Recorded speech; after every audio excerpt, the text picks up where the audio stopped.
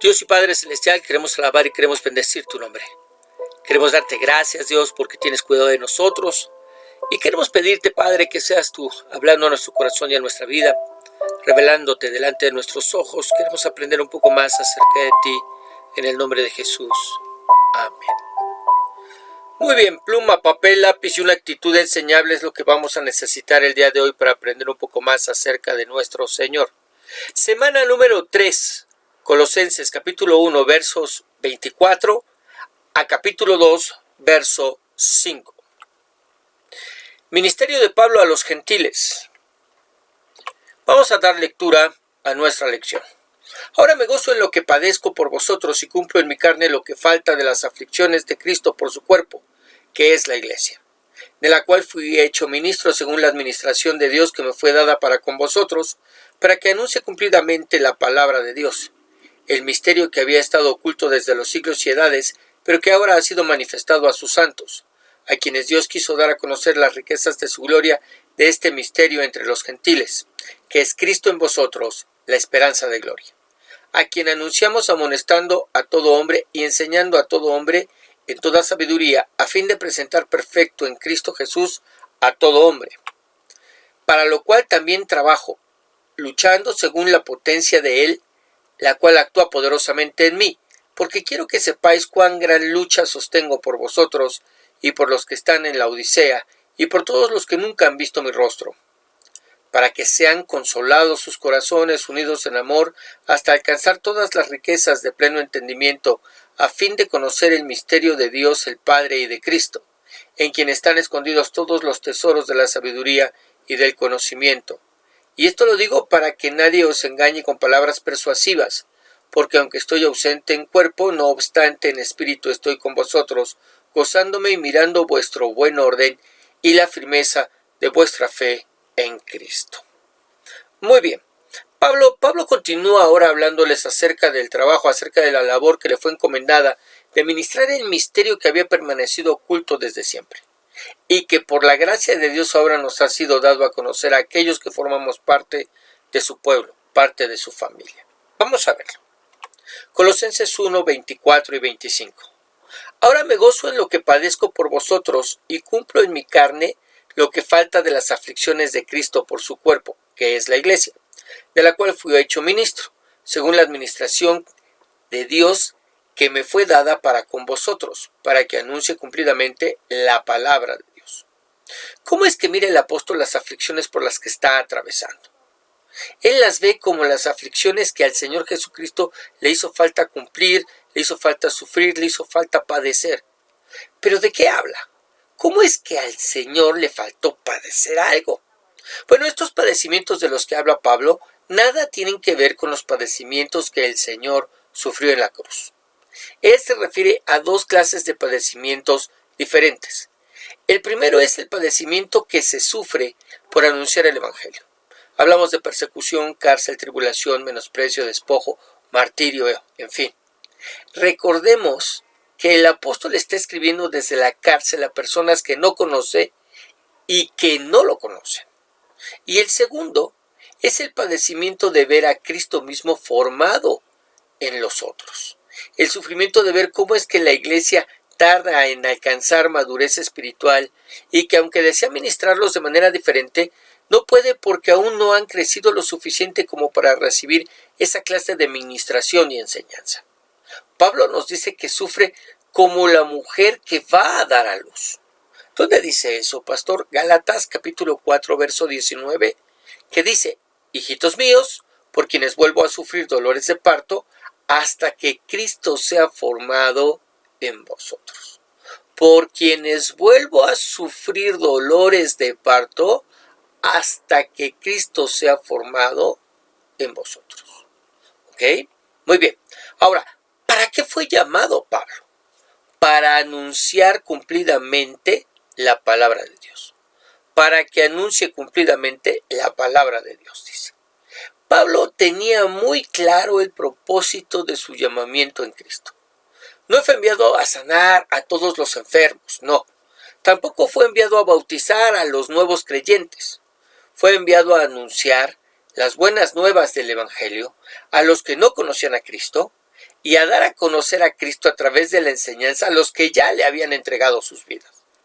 Trabajaba con los inconversos y de la misma manera trabajaba con los convertidos, enseñando a Cristo. ¿Ok? Muy bien, verso 26.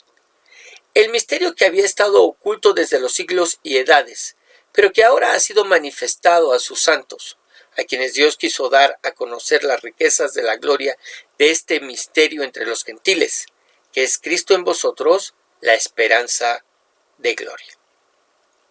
Y dentro de la enseñanza que daba, esa enseñanza que impartía, revelaba un misterio, revelaba un enigma, revelaba un secreto que nos dice que había estado oculto desde siempre.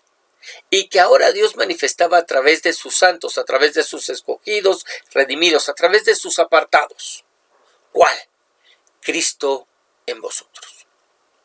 No solo con nosotros, no solo que Dios se dio a conocer a través de Cristo, no, sino que nos habla de la compañía y permanencia de Cristo en nuestras vidas por medio de su Espíritu.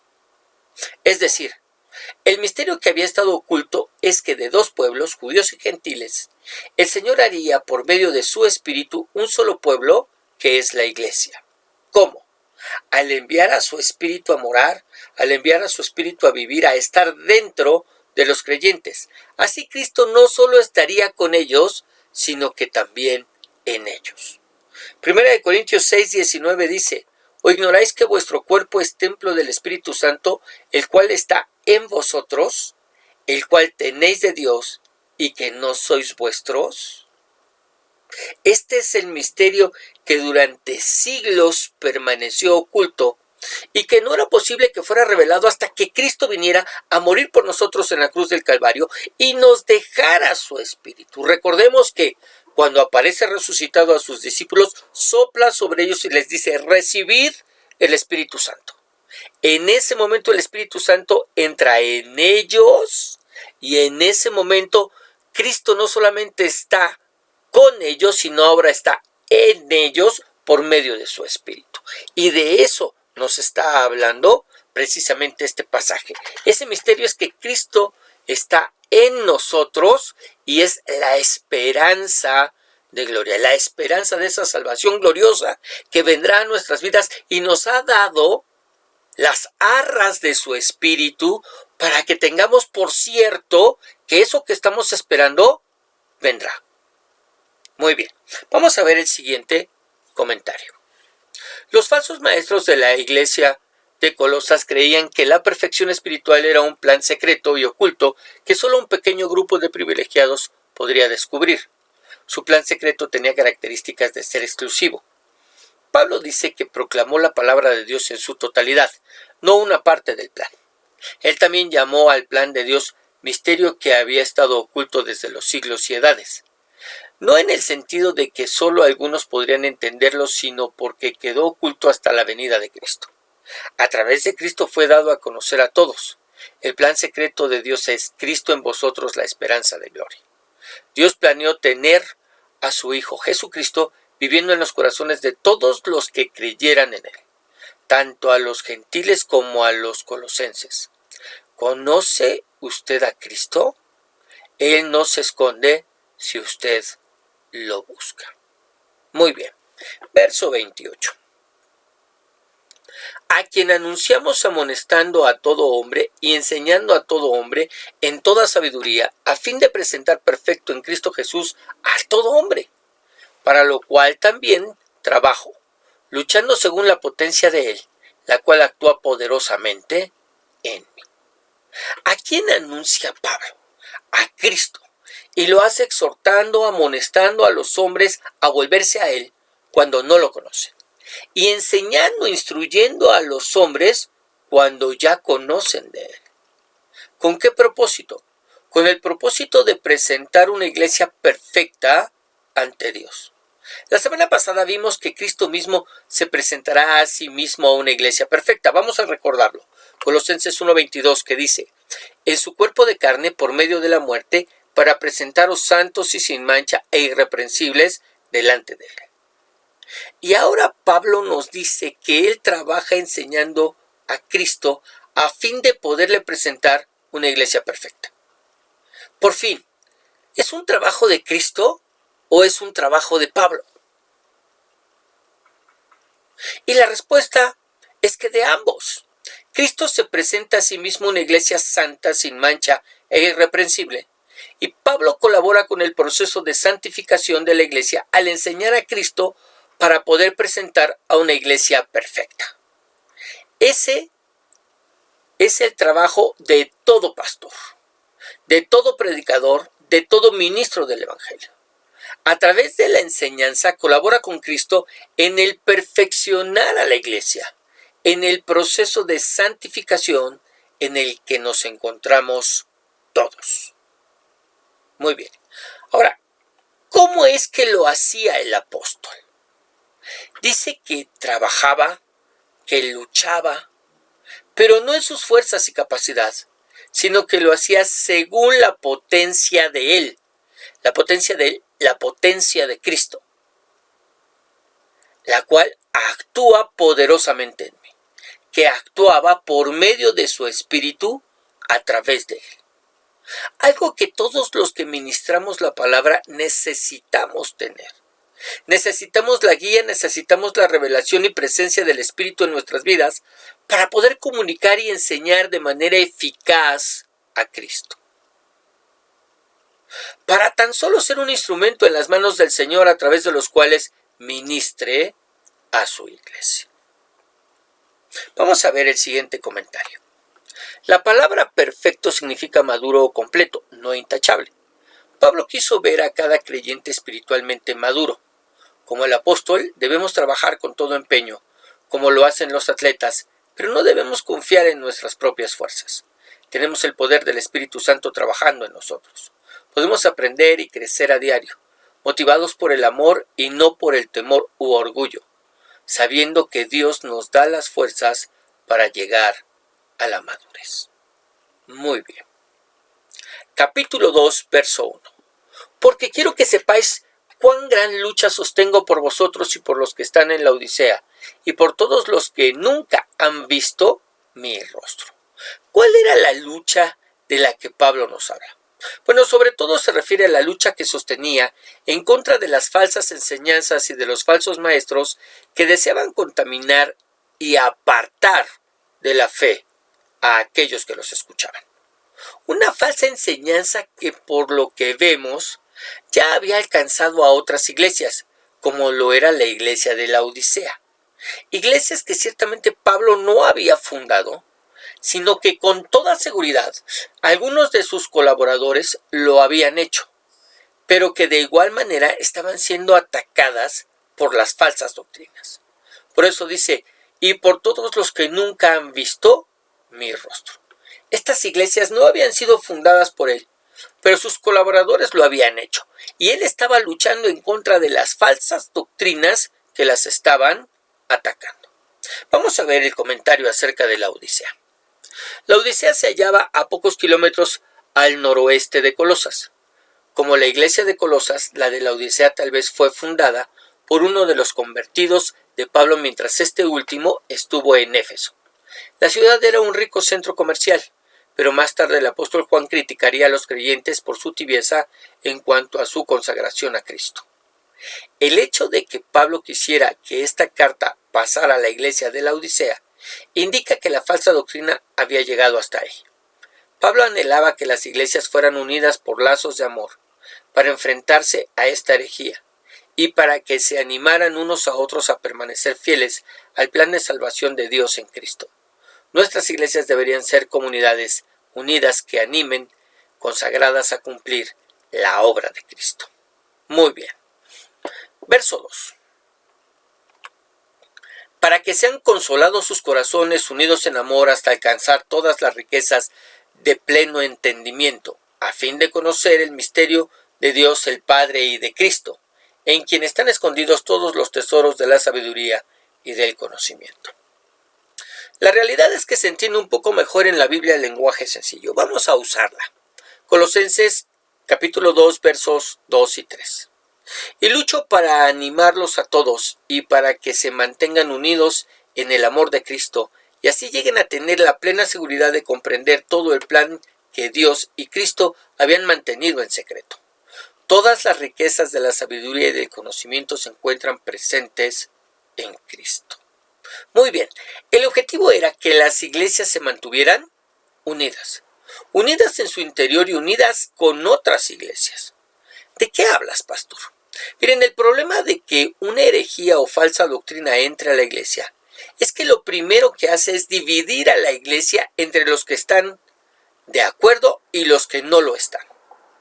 Pablo luchaba por combatir estas herejías para evitar que las iglesias se dividieran en su interior. El otro efecto es que una herejía separa a las iglesias de otras iglesias. Ya no creen en lo mismo, así que se separan de manera natural. Por eso Pablo combatía en contra de estos herejes. Por eso nos habla de esa unidad que es necesario que se mantenga en el amor de Cristo. Si evitamos que las herejías entren a nuestras iglesias, en primer lugar nos mantendremos unidos y no divididos en el interior de la iglesia. Y si lo hacemos así, también nos mantendremos unidos a otras iglesias que tienen y comparten la misma doctrina que nosotros. Ahora, el propósito de buscar esta unidad es que tuvieran tiempo de crecer y conocer el plan de Dios para la vida de todo hombre. El verdadero plan de Dios y no el tergiversado y contaminado plan que los herejes enseñaban. ¿Qué diferencia había entre ellos? Bueno, vamos a hablar de el más notorio en aquella época. Miren, Pablo enseñaba lo que las escrituras enseñan, que la salvación de todo hombre judío o gentil es por la gracia de Dios y la fe en Jesucristo y no por las obras de la ley. Es lo que nosotros sabemos, salvación por gracia, salvación por medio de la fe en Jesucristo, no por las obras de la ley. El evangelio hereje y tergiversado, por ejemplo, que enseñaban los judaizantes, era el que la sola gracia y fe no eran suficientes para ser salvos, sino que además tenían que obedecer a las obras de la ley. Ahora, ¿te suena familiar e incluso hasta lógico? Claro que te suena familiar. Pues hasta el día de hoy tenemos judaizantes que no creen en la salvación por la sola fe, sino que pretenden engañar a la iglesia de hoy con sus falsas, irracionales enseñanzas. Debemos tener cuidado. Y debemos tener cuidado porque en un principio no suenan mal. Cuando nos dicen, bueno, si necesitas tener fe en Cristo, pero tus obras necesitan ser justas delante de su presencia. Porque si no son justas tus obras delante de su presencia, ¿cómo te va a dar salvación y vida eterna? Suena muy racional, suena muy lógico, pero la Escritura me dice que lo único que yo necesito hacer es depositar mi fe en la persona, en la obra de nuestro Señor y Salvador Jesucristo. Y que eso es suficiente para que la gracia de Dios venga sobre mi vida, sean perdonados mis pecados pasados, presentes y futuros, y yo pueda en ese momento ser presentado delante de Dios sin mancha, sin arruga, sin tacha, como si nunca hubiera yo pecado, justificado por la fe en Cristo Jesús. Las obras, las buenas obras, serán una consecuencia de la obra del Espíritu Santo en mi corazón y en mi vida.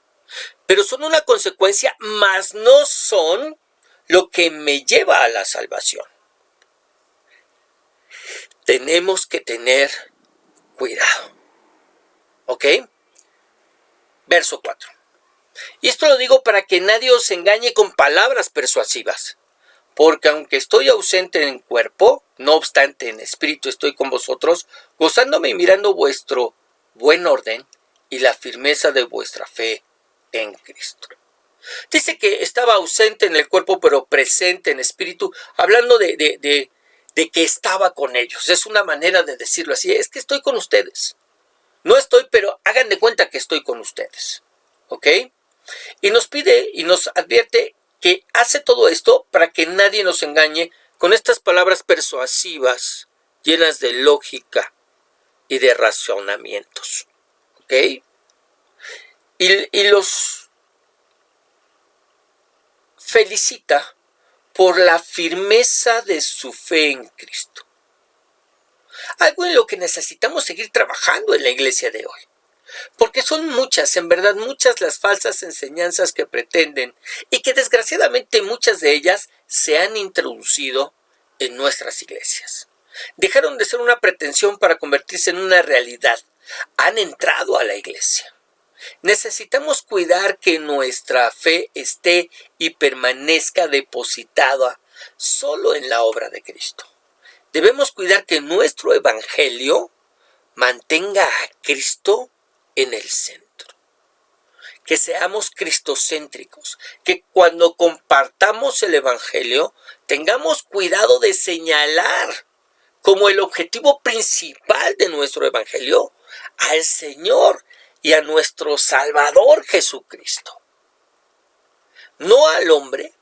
Cristo no murió para que tú y yo tengamos nuestra mejor vida ahora, para que se nos arreglen los problemas, para que se nos arreglen las dificultades, para que se nos quiten las enfermedades, para que nos vaya bien económicamente, para que tengamos buenas relaciones.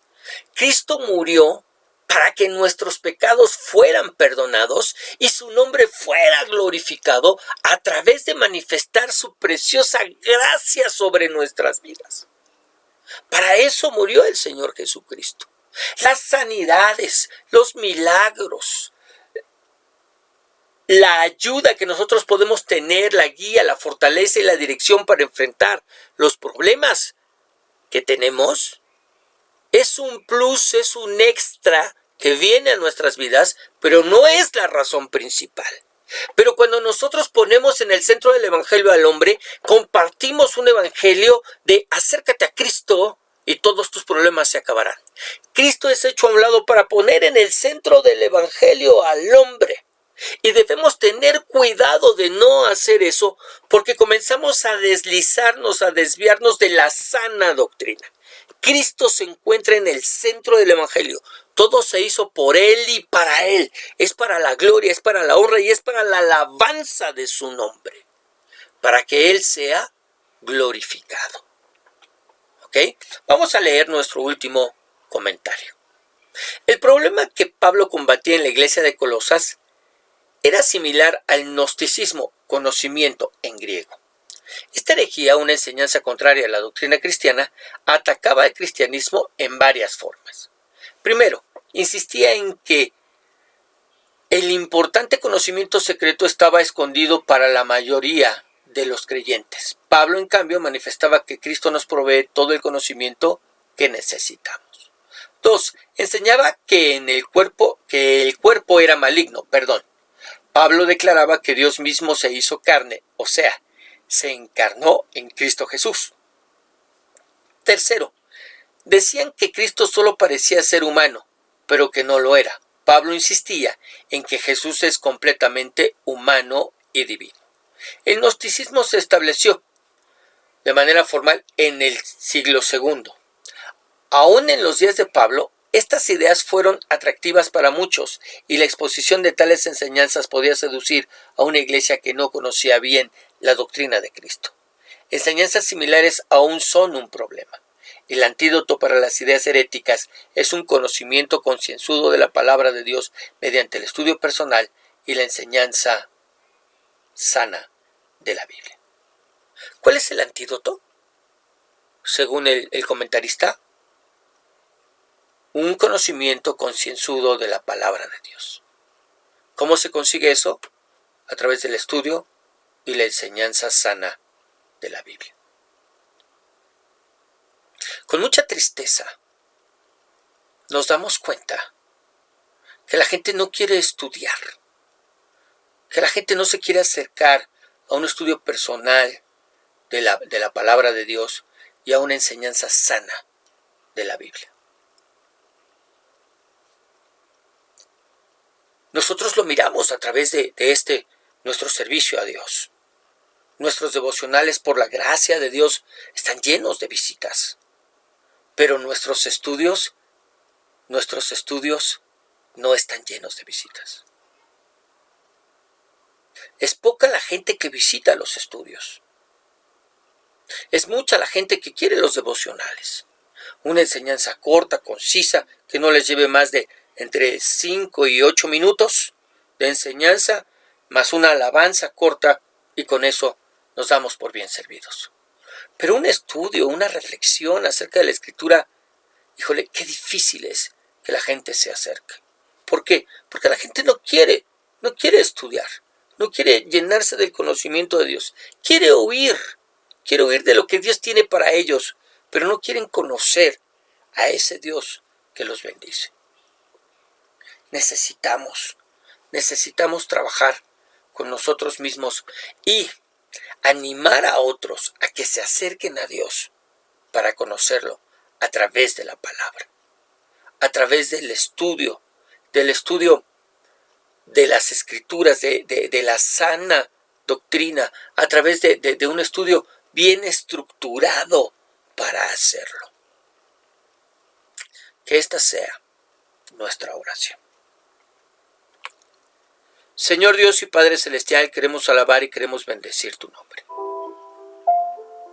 Queremos glorificarte y exaltarte y te damos gracias por lo que nos has enseñado el día de hoy. Hemos hablado acerca del ministerio de Pablo, pero también hemos hablado de ese misterio que permaneció oculto y que a ti te plació revelarlo hasta que se dio el cumplimiento del tiempo en que tu Hijo vino a este mundo. Ese misterio se ve revelado a través de la iglesia,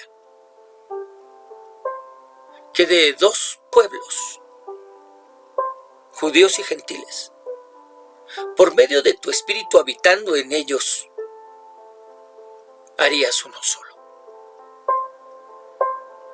Pero Dios, también nos has hecho pensar y reflexionar acerca de lo necesario que es que estudiemos, que escudriñemos, que meditemos.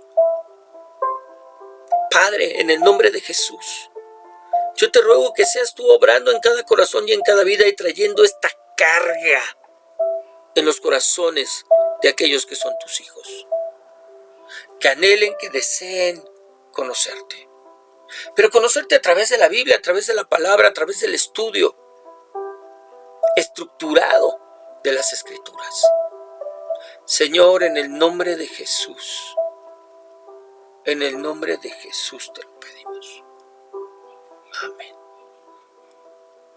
Muy bien, que el Señor te bendiga, que el Señor te guarde y que el Señor haga resplandecer su rostro sobre ti y te dé paz.